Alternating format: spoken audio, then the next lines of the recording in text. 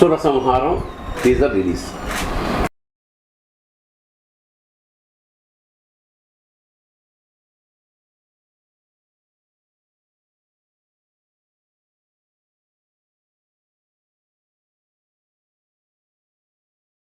జనరల్గా మనకు మానవ జీవితంలో పెద్ద కాన్ఫ్లిక్ట్ ఏంటంటే మంచి చెడు ఉండడం. దురదృష్టవశాత్తు చెడు ఎప్పుడు మానవ జీవితం మీద దాడి చేస్తూ ఉంటుంది. దాన్ని మన శక్తులు సమీకరించుకొని చెడుని చంపేసి మంచిని నిలబెట్టాలి. రాచకొండ విశ్వనాథ శాస్త్రి గారు ఒక మాట చెప్తారు, మంచికి చెడు, చెడుకి మంచి చేయకూడదు అంటారు. అలాగా చెడు ఎప్పుడు చావాలి, మంచి ఎప్పుడు గెలవాలి. ఈ సినిమాలో కూడా ఒక ఇంట్రెస్టింగ్ టాపిక్ ఉంటుంది. ఆ టాపిక్ మీద హీరోయిన్ పోరాటం చేస్తుంది. ఆమెకి ఆలంబనగా అనుసరణగా భరణి గారి క్యారెక్టర్ ఉంటుంది. సో చివరికి ఇద్దరు కలిపి ఆ అసుర సంహారం ఎలా చేశారనేది సినిమా అవుతుంది. అందుకని ఆ టైటిల్ ఎంచుకున్నాం. అసుర సంహారం పేరు కొంచెం వినగానే బాగుంది అనిపించింది. మిథున ప్రియ నన్ను ఫోన్లో కాంటాక్ట్ చేసి దర్శకుని తీసుకుని వస్తానండి, కథ విందురు కానీ ఈ సినిమాలో మీరు చాలా ప్రధాన పాత్ర అంటే వచ్చారు. ఒకరోజు ఇతను కేకే మన దర్శకరత్న దాసరి నారాయణరావు గారి దగ్గర చాలా కాలం పనిచేశారు. దాసరి గారి దగ్గర, దాసరి గారు అంటే ఒక ఇన్స్టిట్యూట్ మనకి తెలిసి దాదాపు 100 మంది దర్శకుల్ని ఆయన క్రియేట్ చేయగలిగారు. ఆయన మహానుభావులు. నాకు పర్సనల్గా కూడా పరిచయం.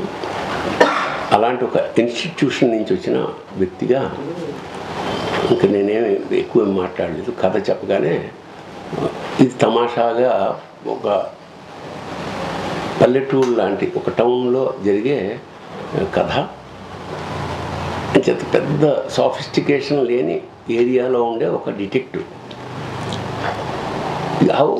అంటే ఎలాగా అక్కడ జరిగిన క్రైమ్ని తన మేధస్సుతో ఎన్ని అవాంతరాలు వచ్చినా ఈ అమ్మాయి సహకారంతో ఛేదించాడు అనేది చాలా ఇంట్రెస్టింగ్గా చెప్పాడు దర్శకుడు. విపరీతమైన ఎండల్లో మార్చిలో నెల్లూరు ప్రాంతంలో షూట్ చేయడం జరిగింది. ఎక్కువ కష్టపడ్డాం అని మనస్ఫూర్తిగా చెప్తున్నాను. బట్ అల్టిమేట్గా ప్రోడక్ట్ సంతృప్తికరంగా రావడానికి అది చాలా ఆనందంగా ఉంది. ముఖ్యంగా దర్శకుడు, ఈ అమ్మాయి ఈ సినిమా బయటికి రావడానికి ఎంత కష్టపడ్డారో పర్సనల్గా నాకు తెలుసు. ఆ ఫలితం ఖచ్చితంగా వాళ్ళకి అందుతుందని నేను మనస్ఫూర్తిగా కోరుకుంటూ, సాయి శబరీష్ ఎన్ఆర్ఐ అక్కడ అంటే వాళ్ళ అబ్బాయి అక్కడ ఉంటాడు.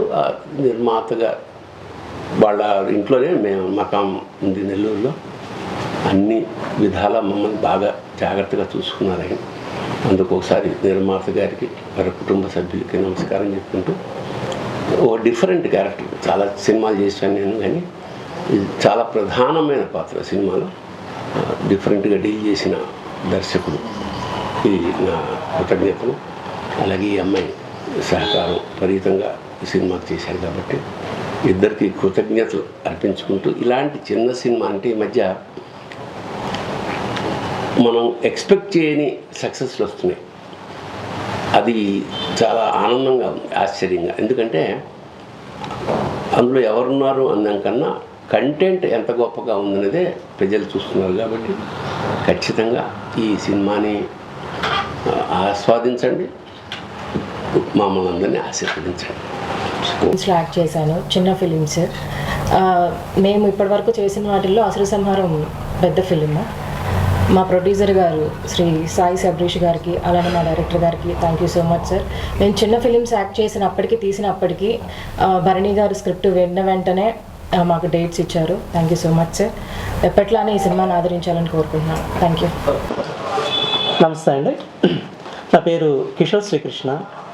నేను దర్శకరత్న దాసనారాయణరావు గారి దగ్గర అసిస్టెంట్గా పనిచేశానండి.